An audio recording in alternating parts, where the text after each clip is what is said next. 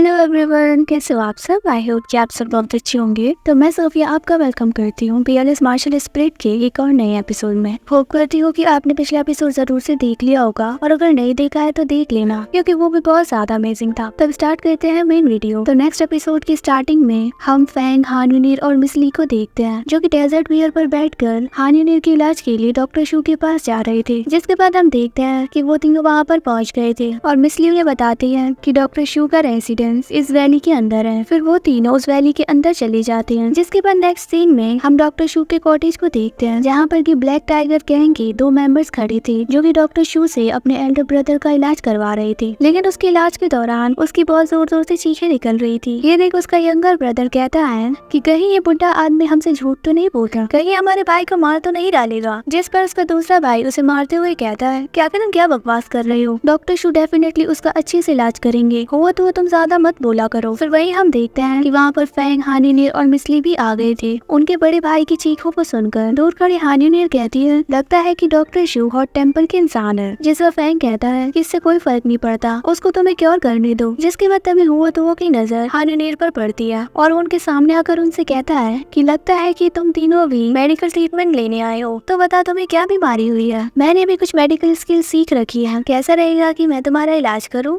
वो इन सारी बातों को हान यूनिर को पॉइंट करते हुए कहता है, और वो अपनी गंदी नजर के साथ हान यूनिर को देखता है। उसकी बातों को सुनकर हान यूनिर की तबीयत खराब हो जाती है। फिर तभी फैंग उसे संभालते हुए कहता है कि तुम चिंता मत करो, मैं भी इसको सबक सिखाता हूँ। जिसके बाद फैंग उनके सामने आता है। उसको सामने आते हुए देख वो तो उससे कहता है कि आखिर तुम क्या ही करोगी। जिसके बाद वो तुरंत अपना एक पंच सीधा फैंग पर कर देता है, लेकिन इससे फैंग का तो कुछ भी नहीं बिगड़ता, उल्टा उसको ही बहुत दर्द होता है। इसके बाद वो चिल्ला चिल्ला कर रोने लगता है। ये देख उसका दूसरा भाई सामने आकर फैंग से कहता है कि आखिर तुम्हारी मेरे भाई को बुली करने की हिम्मत कैसे हुई। जिस पर फैंग उससे कहता है कि अच्छा तुम्हें लग रहा है कि मैं उसको बुली कर रहा हूँ। जिसके बाद तभी फैंग तुरंत उसके पास आकर उसको एक बहुत जोर का पंच करता है, जिससे कि वो सीधा दूर पीछे जा गिरता है। फिर तभी मिस ली हंसते हुए कहती है कि इनका फैंग से पंगा लेना तो इन पर ही भारी पड़ गया। फिर तभी हुआ तो अपने बड़े भाई पर भड़कते हुए कहता है कि आखिर इसकी हिम्मत कैसी हो सकती है हम भाइयों को पीटने की। वो अपने गुस्से पर कंट्रोल नहीं कर पाता, और जिसके बाद हम देखते हैं वो दोनों ही तुरंत अपनी स्वॉर्ड को बाहर निकाल लेते हैं। वो दोनों अटैक करने ही वाले थे कि तभी डॉक्टर शू कॉटेज के अंदर से चिल्लाते हुए कहते हैं कि मेरे कॉटेज के सामने कोई भी ट्रबल अलाउड नहीं है। इतना कहकर वो अपनी ऑरा को रिलीज करते हैं, और उनका वो ऑरा हान यूनिर और मिस ली को हिट करने ही वाला था कि तभी फैंग अपनी गोल्डन बॉडी का यूज करके उनके ऑरा को ब्लॉक कर देते हैं। फिर तभी एकदम से डॉक्टर शू अपनी स्पिरिचुअल नीडल्स को भी यूज कर देते हैं, लेकिन उन स्पिरिचुअल नीडल्स को फैंग ने अपनी स्वॉर्ड से हिट करके वो तो के ब्रदर के अंदर घुसा दिया था, जिससे उसको बहुत दर्द होता है, और वो चिल्लाते हुए कहता है कि आखिर मैं ही क्यों। फिर तभी फैंग बहुत ही ज्यादा रिस्पेक्टफुली कहता है कि मैं यहाँ पर किसी को भी ऑफेंड करने नहीं आया हूँ, सीनियर प्लीज मुझे माफ करें। जिसके बाद कॉटेज का डोर ओपन होता है, और वहाँ से हुआ तो का बड़ा भाई और डॉक्टर शू बाहर आते हैं। लेकिन तभी डॉक्टर शू उनके बड़े भाई को लात मारते हुए कहते हैं, देखो तुम्हारे पास कैसे लूजर्स हैं। जिसके बाद हुआ तो अपने बड़े भाई के पास आकर उन्हीं स्पिरिचुअल नीडल्स को दिखाते हुए कहता है कि ब्रदर हमें बचा लीजिए। ये देख उनके भाई को बहुत ज्यादा गुस्सा आता है, और वो फैंग से कहता है कि वो तुम ही हो जिसने कि मेरे छोटे भाइयों को हर्ट किया और उन पर स्पिरिचुअल नीडल्स का यूज किया। जिस पर फैंग उनसे कहता है कि मैं तो उनके बैड ब्रीथ को क्योर कर रहा था। ये सुन उसको बहुत ज्यादा गुस्सा आ जाता है, और वो कहता है कि तुम्हें लगता है कि मैं बेवकूफ हूँ, क्या मुझे नहीं पता कि इन स्पिरिचुअल नीडल्स का यूज किस लिए करते हैं। जिस पर तभी मिस ली कहती है कि वैसे अभी अभी ही तुम डॉक्टर शू से अपना इलाज करवा कर बाहर आए हो, तो तुम्हारे बैंडेजेस कहाँ पर हैं। जिस पर हुआ तो वो का बड़ा भाई कहता है कि इससे तुम्हें कोई भी मतलब नहीं होना चाहिए। इतना कहते ही वो तुरंत अपनी तलवार को बाहर निकाल कर फैंग को खत्म करने के लिए बढ़ने लगता है, और वो फुल एटीट्यूड में कहता है कि मैं ब्लैक टाइगर गैंग से हूँ और मेरे 10,000 से भी ज्यादा ब्रदर्स हैं। जिस पर फैंग कहता है कि मैं कोई भी मुसीबत खड़ी नहीं करना चाहता, लेकिन अगर तुम ही उलझना चाहते हो तो फिर आ जाओ। लेकिन तभी उसका सेकंड ब्रदर उससे कहता है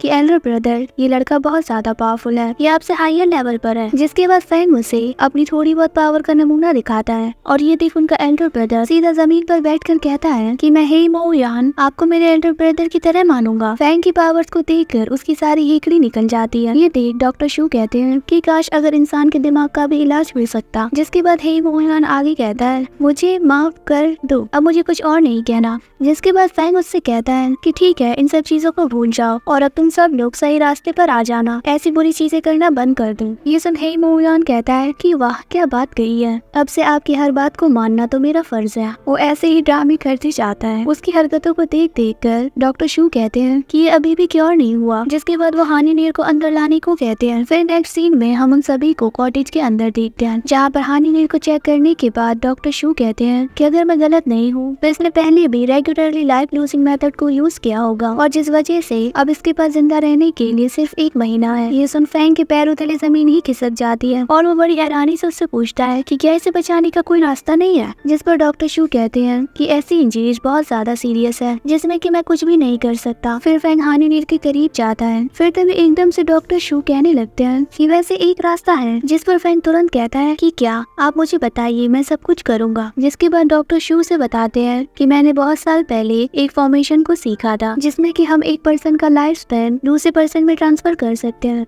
लेकिन हाँ एक ना एक को तो सेक्रीफाइस करना पड़ेगा और वो वही होना चाहिए जिससे कि तुम प्यार करते हो। ये सुन हानी नीर के तो रोंगटे ही खड़े हो गए थे और वो कहती है कि मैं ऐसा नहीं चाहती, मैं ऐसे कभी भी एक्सेप्ट नहीं करूंगी। लेकिन तभी फैंग उसे संभालते हुए कहता है कि हानी नीर मेरी बात सुनो, अगर हम दोनों में से सिर्फ कोई एक ही जिंदा रह सकता है तो मैं चाहूंगा कि वो तुम ही हो। उन दोनों की बातें डॉक्टर शू अच्छे से सुन रहे थे। वही फैंग बहुत ही ज्यादा प्यार से हानी नीर के आंसू पोंछने लगता है। जिसके बाद हानी नीर बहुत ही ज्यादा उदास होकर उससे कहती है कि अगर तुम मर गए तो मैं अकेले जिंदा कैसे रह सकती हूँ। लेकिन फैंग उसकी एक बात नहीं सुनता। उसने डिसाइड कर लिया था कि वो अपने आप को ही सेक्रीफाइस करेगा। जिसके बाद वो डॉक्टर शू से पूछता है कि वो फॉर्मेशन कहाँ पर है। लेकिन तभी एकदम से डॉक्टर शू हंसने लगते हैं। ये देख मिस ली उनसे पूछती है कि डॉक्टर शू आखिर आप ये क्या कर रहे हैं। जिस पर डॉक्टर शू ने बताते हैं कि मैंने बस एक छोटा सा मजाक किया, मैं देख रहा हूँ कि तुम दोनों एक दूसरे से बहुत ज्यादा प्यार करते हो, तो अब मैं तुम लोगों को सच बताऊंगा। तो ध्यान से सुनो कि एक तरीके का एलिक्जर है जिसे जिउ तिंग हुआन युआन दान कहते हैं। ये मैजिकल एलिक्जर किंग वू के रियलम को इनहेंस कर सकता है। हालांकि ऐसे एलिक्जर इस दुनिया में बहुत कम ही बचे हैं और ये मेरे पास नहीं है। तुम्हें किसी बड़ी जगह पर जाकर इसको ढूंढना होगा। ये सुन फैंग खुश हो जाता है और वो डॉक्टर शू को थैंक्स करते हुए कहता है कि थैंक यू सीनियर ऐसी मिरेक्युलस एडवाइस के लिए। फिर तभी डॉक्टर शू हंसते हुए कहते हैं कि अब तुम्हें जल्दी निकलना चाहिए। जिसके बाद वो तीनों ही डॉक्टर का शुक्रिया अदा करते हैं। जिसके बाद सीन शिफ्ट होता है और हम इन तीनों को देखते हैं जो कि अब कॉटेज से बाहर आ गए थे।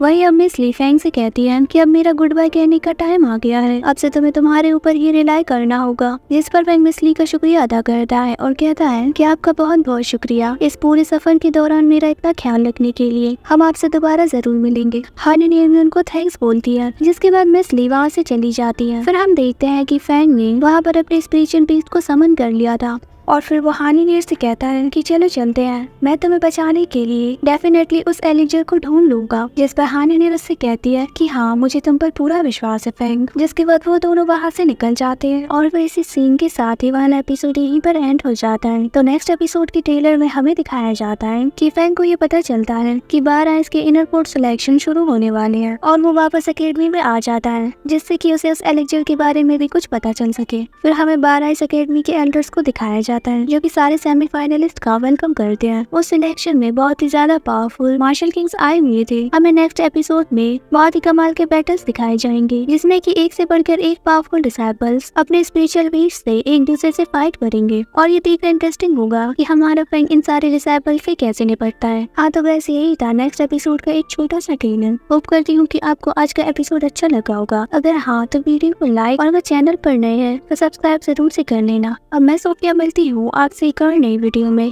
Bye bye.